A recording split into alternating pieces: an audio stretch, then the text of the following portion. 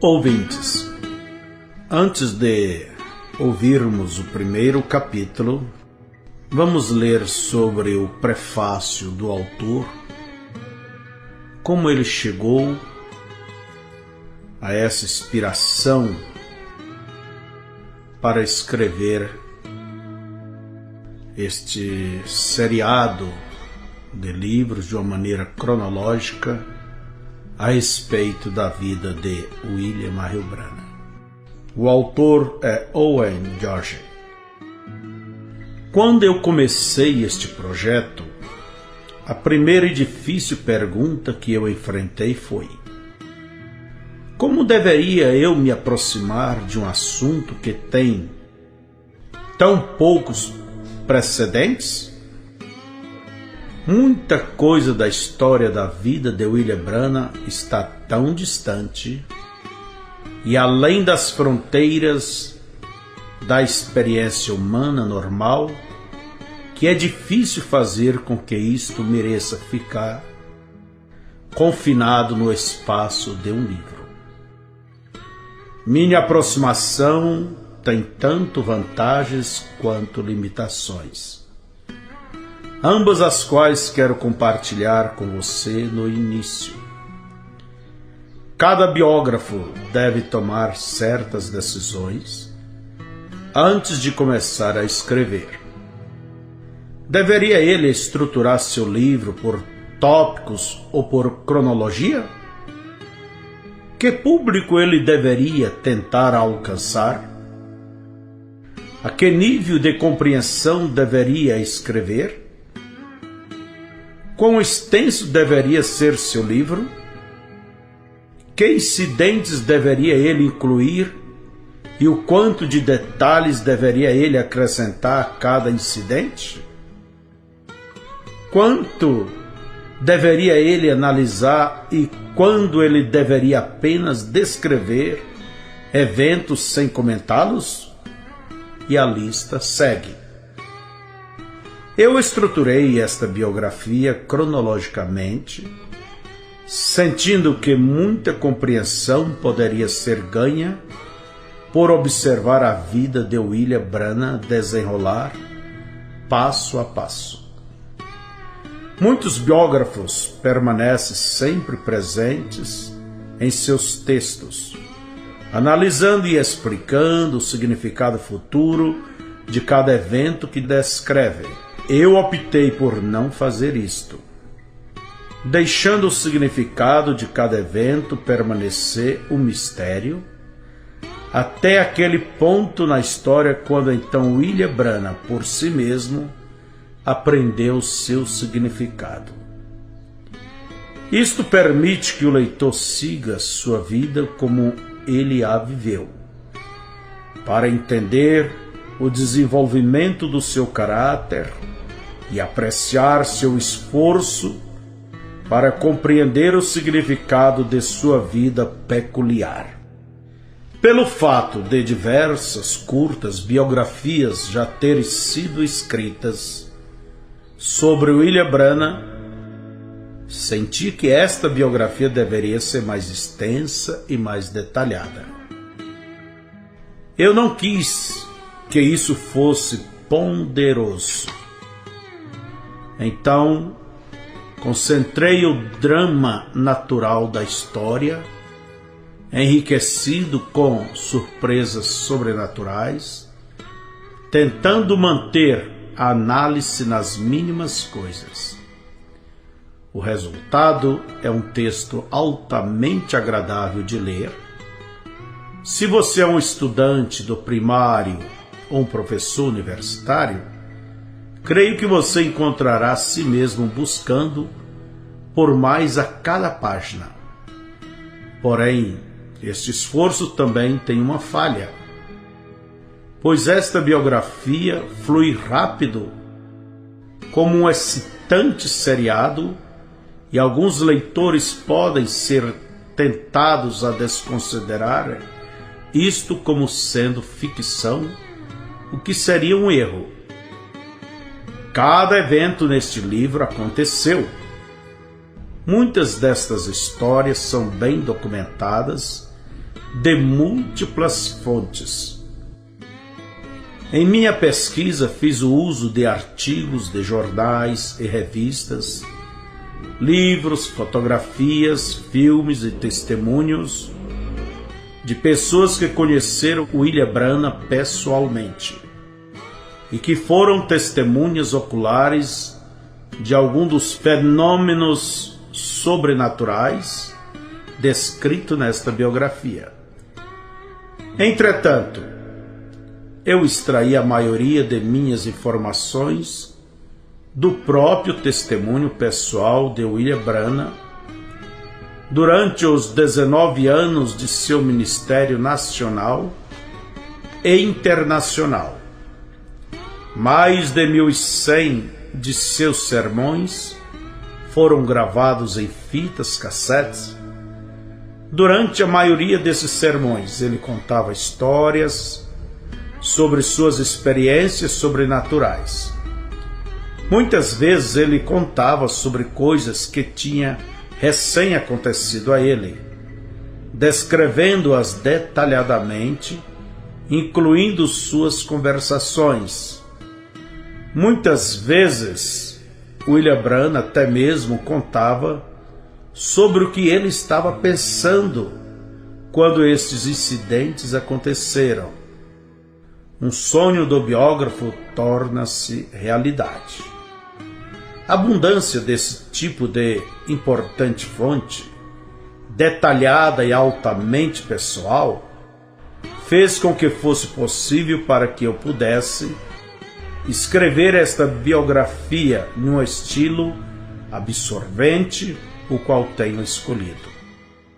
Penso que a força desta introdução está longe de exceder pelo fato de que o texto não tem aparência erudita. Minha intenção é manter você lendo até que esteja melhor familiarizado com uma das figuras públicas mais importantes da nossa geração e um dos maiores homens de todos os tempos. Owen George, 1994.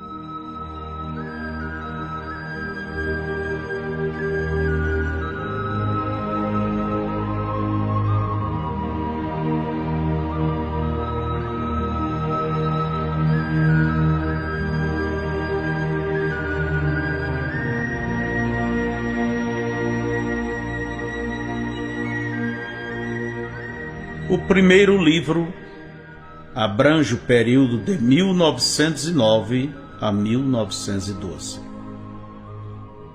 Capítulo 1. Misterioso sinal no nascimento. 15 anos não é muito jovem para ter um bebê. Falou Ella Branham consigo mesma, tentando dar ânimo a si própria. Ora, afinal estou preparada.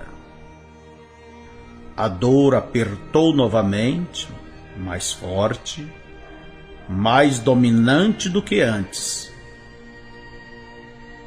Ella Branham sentiu seu pânico aumentar, espalhando o desconforto. Ela segurou seu avolumado estômago e, gemendo, disse: "Ainda não, por favor, ainda não. Não, até que Charles venha para casa." Gotas de suor brotaram em sua fronte. Ella Branham caminhou com dificuldade através do piso de chão até a única janela da cabana e então sentou-se à porta feita de madeira rústica. A janela não tinha vidros, somente uma veneziana de madeira que ela, Brana, deixava aberta durante o dia e fechava à noite. Agora a janela estava aberta. Charles, ela gritou. Sua voz parecia evaporar-se pelas matas de Kentucky. Com sua vasta expansão de montanhas e pequenos vales que se estendiam dela a várias direções. Sabendo que seu vizinho mais próximo morava a muitas milhas distante, fazia com que ela, Brana, se sentisse desesperadamente sozinha. A dor apertava ao redor do seu estômago, levando-a ao pânico. Charles! Ela gritou novamente. Charles, onde está você? Então, com sua voz fraca, soluçou. Por favor, venha para casa. Preciso de você. Charles Brana tinha recebido seu salário naquela manhã e tinha ido até a cidade de Baskerville, Kentucky, para comprar um macacão novo, em honra ao seu primeiro filho. Ele havia dito. Mas o que estava segurando-o por tanto tempo? Teria ele passado na taberna? Se ele assim fizera, não teria sido a primeira vez em seu primeiro ano de casados. Certamente que Charles não faria uma coisa dessas hoje. Ele sabia que seu bebê estava para nascer a qualquer momento. A contração diminuiu, deixando-a exausta. Ela inclinou-se à entrada da porta, observando o sol se pôr detrás dos bordos dos carvalhos que tinham recém começado a crescer. Era abril do ano de 1909. Ela, Brana, tremia enquanto fechava a veneziana. Agora, a única luz que havia dentro da cabana vinha do pôr do sol, penetrando pelas frestas das paredes de madeira rústica. Raios de luz se moveram lentamente sobre a mesa, feita em casa, construída de um toco de árvore serrado, com cavilhas para as pernas e um banco para assento. E a única outra peça de mobília, uma cama de tamanho aproximado de 3,5 metros de comprimento, feita de palha. Um lado preso na parede. Ela, Brana, cambaleou até a cama feita de palha, de milho, espetava a sua cabeça a cada movimento. Quando o quarto se tornou escuro, ela, Brana, lembrou da antiga casa em Paris, Texas, a qual ela recentemente havia deixado. No último ano, a anterior residência parecia ser intolerável, mas agora, ao estar nesta posição, não parecia tão ruim. Ela havia crescido no Texas como Ella Harvey. Seu pai era um caçador e professor, sua mãe era uma índia Cherokee pura. Ela, a mais velha de outras 4 crianças, tinha vivido uma maravilhosa e despreocupada infância até 3 anos atrás, quando então sua mãe morreu de escarlatina. Naquela época, Ela tinha apenas 12 anos de idade e seu irmão mais novo tinha apenas 4. A tarefa de mãe pesou no colo de ela. Há quase um ano atrás, ela tinha encontrado Charles Brana em um rodeio. Charles era baixo e bonito, com cabelos pretos ondulados, ombros largos e habilidades suficientes de vaqueiro para derrotar quase todos os cavalos bravos que desafiara. Ela fora golpeada por seu charme. Charles tinha 18 e ela 14, mas sentia-se anos mais velha. Na época, casamento parecia uma boa maneira de evitar o trabalho árduo de cuidar de seus irmãos mais novos. Agora ela desejaria saber se tinha somente pulado de uma frigideira para outra. Aqui ela estava, 15 anos de idade, uma estranha nas colinas de Kentucky, tendo um bebê a 64 quilômetros do doutor mais próximo, sem mesmo um amigo para pedir ajuda. Enterrando sua cabeça no travesseiro, ela lamentou-se.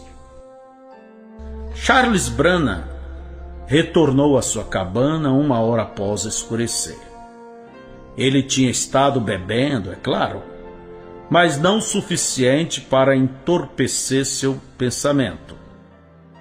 Ele avançou lenta e quietamente pela porta para não perturbar sua jovem esposa se estivesse adormecida. Então ele ouviu seu gemido. Rapidamente Charles acendeu um nó de pinho e colocou sobre uma tampa de vidro de conserva. O nó de pinho queimava e estalava, emitindo muita fumaça. Como a cabana era ventilada naturalmente, a fumaça subiu passando pelas vigas através das frestas, saindo pela cobertura de madeira. Charles, ela sussurrou debilmente. Esta noite é a noite. Vá buscar sua mãe. Charles fez fogo e então correu para a cabana de sua mãe. A noite estava fria e clara, e a luz das estrelas fez com que seu caminho fosse mais fácil. 1 hora mais tarde retornou com sua mãe e 2 vizinhas. A avó Brana era uma pessoa velha, nada cortês, dura como pele de toicinho.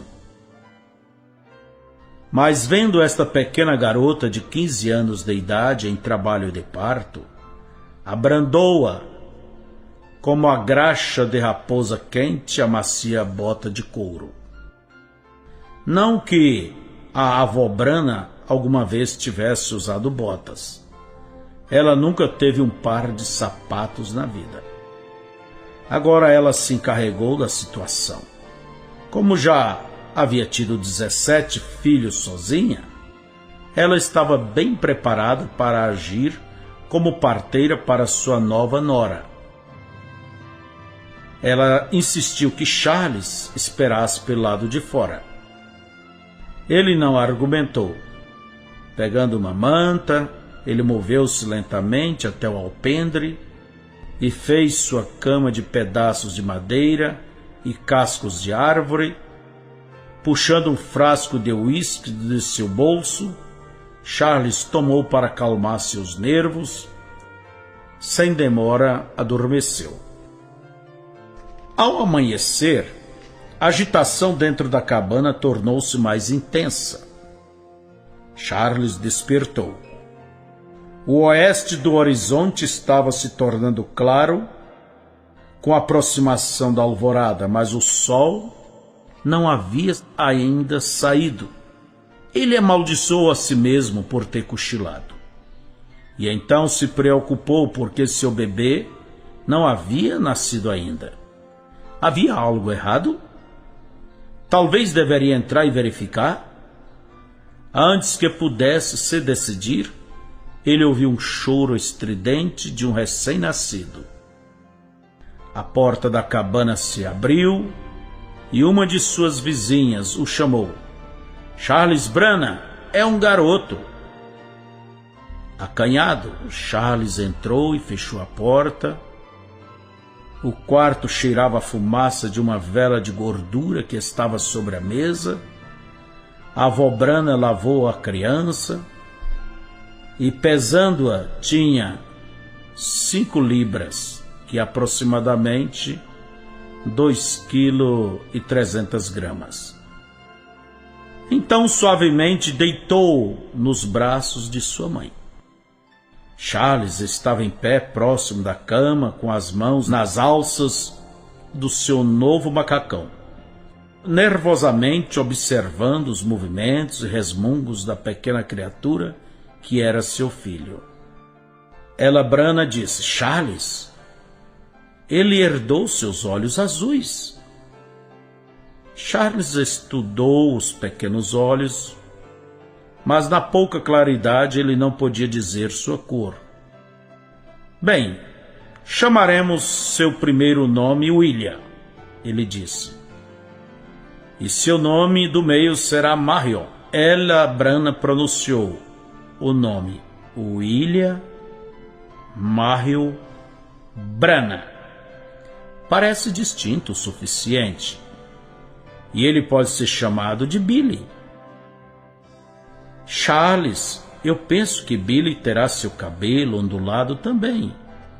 Abra a veneziana e então poderei ver melhor. Pouco depois das 5 da manhã, terça-feira de manhã, 6 de abril de 1909, raios de luz penetraram através das aberturas, embora o sol ainda não tivesse levantado no horizonte.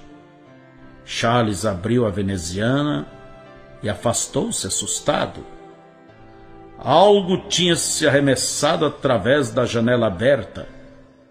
Uma luz como uma estrela, aproximadamente 30 centímetros de diâmetro.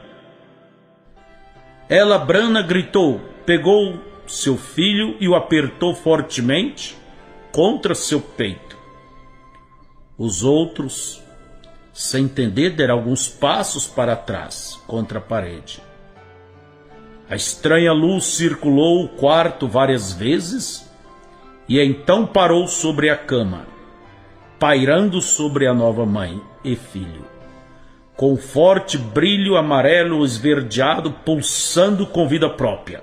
Por menos de 1 minuto permaneceu nessa posição. Tempo suficiente para que cada um na cabana tivesse certeza de que o que vira era real. Então, tão rápido quanto entrou, a bola de fogo saiu, girando para cima, passando pelas vigas e através do teto. Charles fitou as tábuas com os olhos arregalados, sem piscar. De repente, um barulho de movimento de asas chamou sua atenção em direção à porta, onde uma pomba pousou na soleira da janela aberta. A pomba branca, como a neve, olhou o quarto curiosamente, quase como se estivesse procurando por algo. Quando focalizou o recém-nascido, levantou a cabeça e arrulhou antes de alçar voo.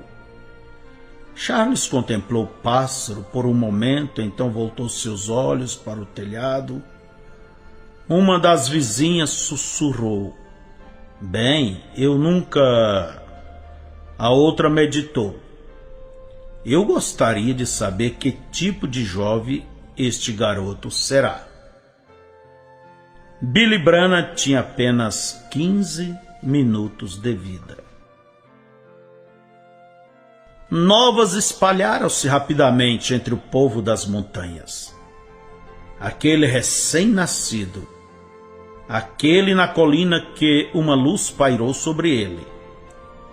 Alguns julgavam que o reflexo do sol havia refletido no espelho.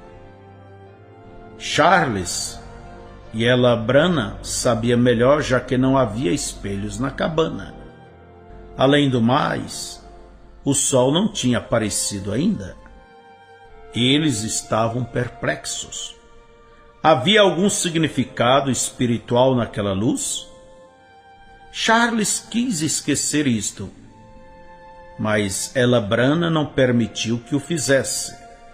Ela insistiu que algo tinha que ser feito. E finalmente decidiram que o bebê deveria ser levado a uma igreja e o dedicariam a Deus. A princípio, Charles argumentou contra esta ideia, mas finalmente consentiu. Embora a aprovação remexesse contra a natureza de seu caráter, agora a questão surgia: onde deveria levá-lo? Os ancestrais de Charles Branham eram estritamente irlandeses católicos. E do lado de Ella, os Havers, eram irlandeses católicos também, exceto a mãe de Ella, que pertencia a uma nação Cherokee. Contudo, ambos, Charles e Ella, tinham se afastado completamente de suas fundações católicas e nenhum deles tinha ainda convicção formal religiosa. Eles concordaram, para seu propósito, que a melhor igreja seria a mais próxima. Então, quando Billy Branham tinha apenas 2 semanas, Charles e Ella o levaram à Igreja Batista do Reino do Gambá, onde uma pequena congregação se encontrava a cada domingo, em sua construção de madeira rústica com piso de chão e os bancos feitos de pranchas, colocadas sobre blocos de madeira. A Igreja Batista do Reino do Gambá não tinha um pastor que atendesse regularmente. Na maioria dos domingos, a congregação cantava hinos e liam a Bíblia. Mas a cada 2 meses vinha um pregador e entregava o sermão. O velho pregador estava lá então. Ele ofereceu uma oração pelo pequeno William Marion Branham, pedindo a Deus para algum dia usar este garoto em seu serviço. Foi a última vez que Billy Branham entraria em uma igreja por 23 anos. Pelo trabalho frequente de lenhador, Charles era obrigado a estar longe de sua esposa e filho durante a semana. Naquele outubro de 1909, um temporal o encurralou em um acampamento de madeira longe de casa. Ella Branham, 4 meses grávida de seu segundo filho, preocupava-se enquanto seus suprimentos ia se acabando. Quando sua lenha acabou, ela enrolou seus pés em uma bolsa de aniagem e lutou contra os ventos cortantes em seu caminho para a floresta para conseguir gravetos e galhos, arrastando-os para a cabana em tentativa desesperada a fim de manter-se aquecida. Mas quando sua comida acabou, ela se desesperou. O fogo tornou-se em cinzas. Ella Branham estava demasiadamente fraca para fazer uma outra viagem para conseguir lenha. Juntando cada pedaço de roupa na cabana, ela enrolou a si mesma e a seu filho o melhor que pôde, rastejou-se até a cama e colocou uma colcha sobre eles. Do lado de fora o vento soprava incessantemente. O quarto esfriou até que o balde de água congelou. Ella Branham olhou para o teto e meditou novamente naquela luz estranha que havia aparecido no nascimento de seu filho. Ela tinha pensado nisto frequentemente nos últimos 6 meses. Algumas vezes ela cria que isto era um sinal de que Billy fora destinado para a grandeza. Agora isto parecia sem sentido, vendo que a morte para ambos não poderia estar longe. Seu vizinho mais próximo era um velho que vivia no vale. Quando a tempestade cessou, este vizinho saiu para fora para fazer algumas tarefas. Ele podia ver a cumeeira da cabana Brana e ele percebeu que não havia fumaça saindo do chaminé. A princípio, ele não deu muita atenção, mas depois de vários dias, ele se preocupou. Ele havia visto fumaça saindo da cabana antes da tempestade, e que ninguém poderia ter saído da cabana durante a tempestade. Pensando que poderia haver algo errado, ele decidiu investigar. Assim que ele se aproximou da cabana, viu que não havia pegadas na neve recém-caída, e isto confirmou seu temor que ninguém havia deixado a cabana depois que a tempestade cessou. Ele bateu, mas não teve resposta. Quando ele tentou abrir a porta, percebeu que estava trancada por dentro. Agora ele sabia que alguém estava ali, alguém que poderia estar em sérios problemas, ou eles o teria respondido. Com muito esforço, conseguiu forçar a abertura da porta. O que ele encontrou no interior o fez estremecer. Ela Brana e seu bebê estavam amontoados na cama, quase mortos de frio e fome. Apressadamente o vizinho agarrou o machado de ela e foi até a floresta, voltando com o suficiente de lenha para aquecer a cabana. Sem encontrar comida, foi até sua casa e retornou com o máximo de mantimentos que podia carregar. Chamaram o doutor, estava fora de questão. Assim o homem velho cuidou da jovem mãe e filho, até que Charles, cortando os ventos, chegou à sua cabana. Sua esposa e filho estava começando a recuperar suas forças. No restante daquele inverno, Charles permaneceu próximo de casa, caçando e pegando animais em armadilhas para manter a despensa cheia. Na primavera, ele voltou a derrubar árvores. O gelo havia derretido e ele puxava as toras com boi e uma a uma as arrastava ao rio Cumberland, onde outros lenhadores os amarravam juntas em uma balsa, deslocando-as ao rio Ohio e então ao Mississippi. Em março de 1910, Charles e ela Brana tiveram seu segundo filho, Edward. Poucos meses depois, ela Brana, agora com 16 anos, sentiu um outro bebê crescendo em seu ventre. Ela deu à luz ao seu terceiro filho no início de 1911. Era um outro menino, ela o chamou Henry. Como lenhador, Charles trabalhou na primavera, verão e na entrada do outono de 1911. Então, a desventura golpeou novamente, separando Charles de sua família, quase o destruindo. Sendo o mais novo de 17 filhos, Charles Brana havia sido criado com muitos mestres grosseiros. Ele aprendeu a segurar seu uísque quando era apenas um menino, e ele aprendeu a arranjar disputas com seus punhos.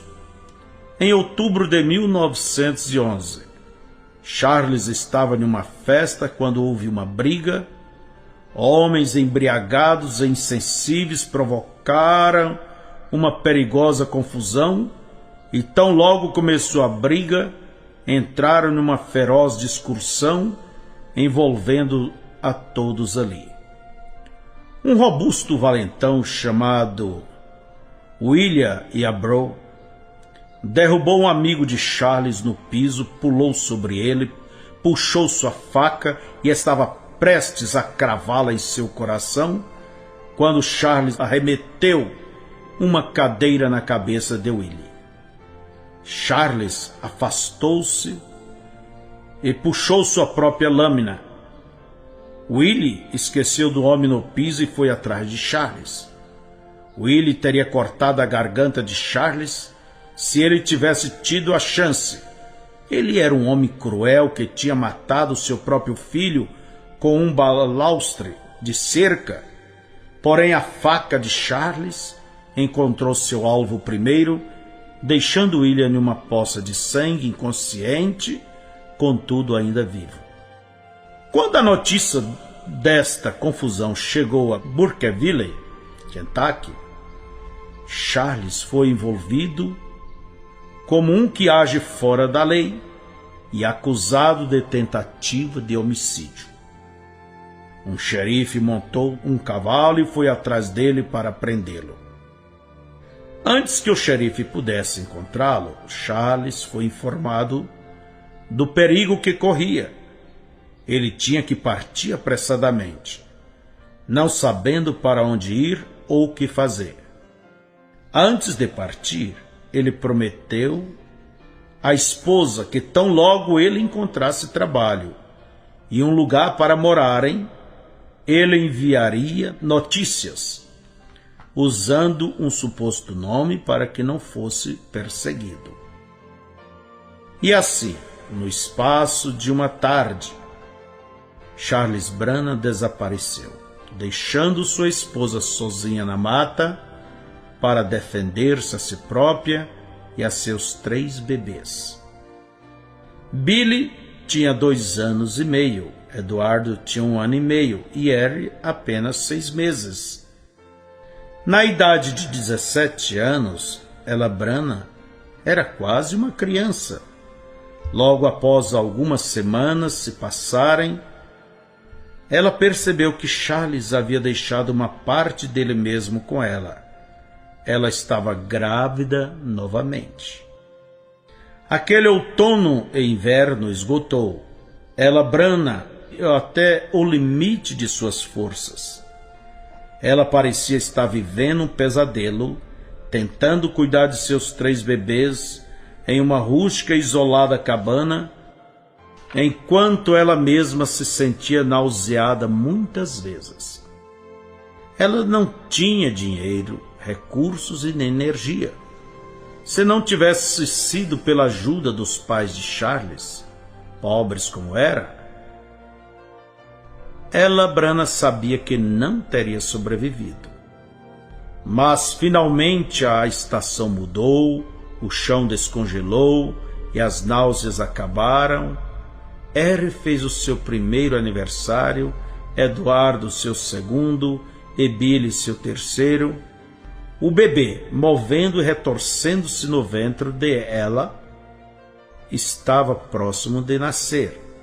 Certa vez, durante a primavera de 1912, um xerife chegou até a cabana para perguntar se Ella Brannan tinha ouvido falar de seu marido.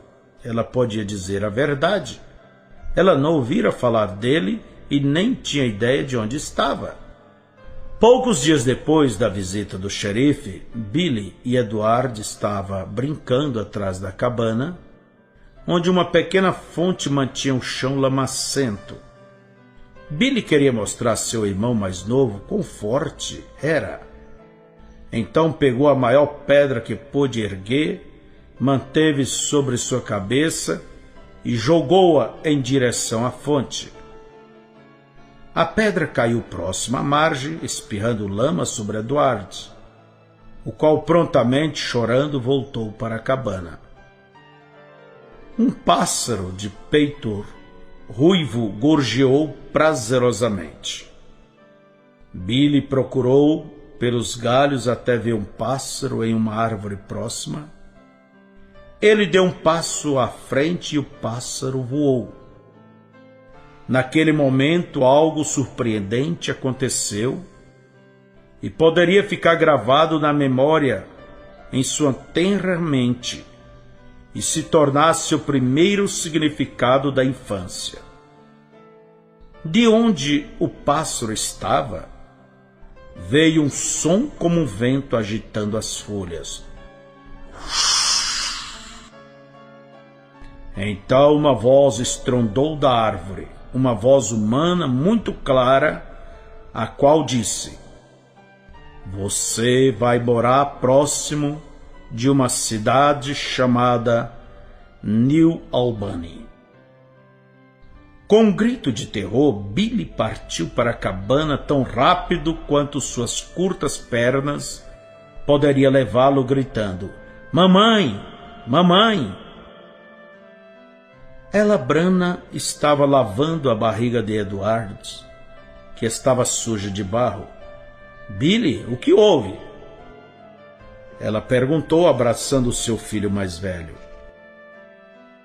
"Um pássaro falou comigo, mamãe. Eu o vi cantando em uma árvore e então falou comigo." Ela riu. "Você está sonhando, filho?" Mas Billy insistiu. "Eu ouvi, mamãe. Eu ouvi falar." "E o que o pássaro disse?" Ela brincou, ainda pensando que era a imaginação de Billy. "Ele disse que viveríamos próximo de uma cidade chamada New Albany." Esta resposta a surpreendeu. Isto não parecia algo de um garoto que poderia estar brincando. Ela caminhou para trás da cabana e chamou nas árvores: "Olá, alguém aí?" Quando ela voltou para dentro, Billy perguntou: "Mamãe, onde é New Albany?" "É uma cidade em Indiana, longe, além do rio de Louisville, Kentucky. Cerca de uns 160 quilômetros daqui, Billy." "De onde você ouviu falar de New Albany?" "Eu nunca tinha ouvido falar de New Albany, mamãe, até o pássaro me falar." "Mamãe, quando vamos morar lá?" "Papai vai morar conosco?" Ela maneou a cabeça. Várias semanas depois de uma longa espera, chegou uma carta de Charles. Ela sentou-se à mesa de madeira, fitando o envelope, que segurava entre seus trêmulos dedos. Billy andou na ponta dos pés, espiando por sobre a mesa. "Abra isto, mamãe." Ela deu uma risadinha. "É claro. Esperamos um longo tempo por isso. Por que esperar mais?" Cuidadosamente ela tirou a cola de um dos lados, tirou a carta do envelope, abriu e começou a ler. Já que seu pai fora um professor, ela tinha recebido um ensino adequado. Mas Charles quase não tinha instrução e não podia nem ler ou escrever, nem mesmo seu próprio nome. Um de seus irmãos, que morava em Louisville, tinha escrito esta carta para ele. "O que diz, mamãe?" Billy perguntou. Ela disse como estava escrito. "Diz que seu pai está em Indiana. Ele encontrou trabalho fixo em um lugar para vivermos e quer que nós vamos para lá. É uma pequena cidade chamada Utica, cerca de 10 milhas, 16 quilômetros, a nordeste de..." Ela parou repentinamente, olhou com espanto para o seu filho, com 3 anos de idade. Como poderia ser isto? "Onde, mamãe? Onde é Utica?" Billy persistiu. Ela disse lentamente: Billy, nós vamos morar a 10 milhas a nordeste de New Albany, Indiana.